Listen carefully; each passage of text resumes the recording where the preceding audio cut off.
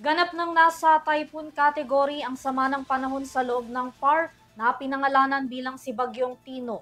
Batay sa pinakahuling tracking ng bagyo, inaasahang tutumbukin ni Tino ang malaking bahagi ng Visayas at Mindanao area.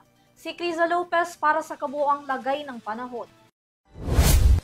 Makararanas ang malaking bahagi ng Visayas at Mindanao ng malalakas na pag-ulan at hangin dulot ng Typhoon Tino. Kaninang umaga, mabilis na lumakas ang Bagyong Tino mula sa severe tropical storm hanggang maging isang ganap na typhoon classification. As of 5 p.m., huling nakita ang lokasyon ng Bagyong Tino sa layong 170 km east-southeast ng Giwan, Eastern Samar na pananatili nito ang taglay na hangin na 130 km per hour at pagbugso na aabot hanggang 160 km per hour. Gayon din ang galaw nito na may bilis na 20 km per hour.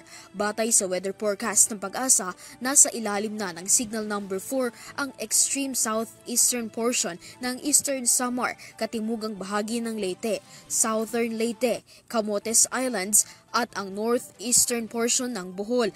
Nasa ilalim na rin ng signal number 4 ang Dinagat Islands, Siargao at Bukas Islands. Nasa ilalim naman ng signal number 3 ang southern portion ng Eastern Samar, southern portion of Samar, central portion ng Leyte, northern at central portions ng Cebu kasama na ang Bantayan Islands, ang central at eastern portions ng Bohol, hilagang bahagi ng Negros Oriental at Negros Occidental, Guimaras at ang eastern portion ng Iloilo, habang ang nalalabing bahagi ng Surigao del Norte ay nasa ilalim na rin ng signal number 3. Ilang lugar sa Luzon ang nasa ilalim na rin ng signal number 2, partikular ang southern portion ng Masbate at Romblon, maging ang Cuyo Islands. Signal number 2 na rin sa nalalabing bahagi ng Leyte, Biliran, Bohol, Cebu, Negros Oriental at Negros Occidental, Siquijor, Capiz, Iloilo, Aklan at Antique.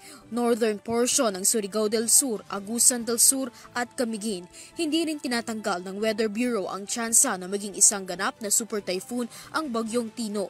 Ito na ang ika-20 bagyo na naranasan sa loob ng Philippine Area of Responsibility o PAR. Pinag-iingat ng Pag-asa ang publiko sa banta ng baha at landslide dahil sa pananalasa ng bagyo. Para sa EuroTV News, Criza Lopez, sumasaludo sa bawat Pilipino.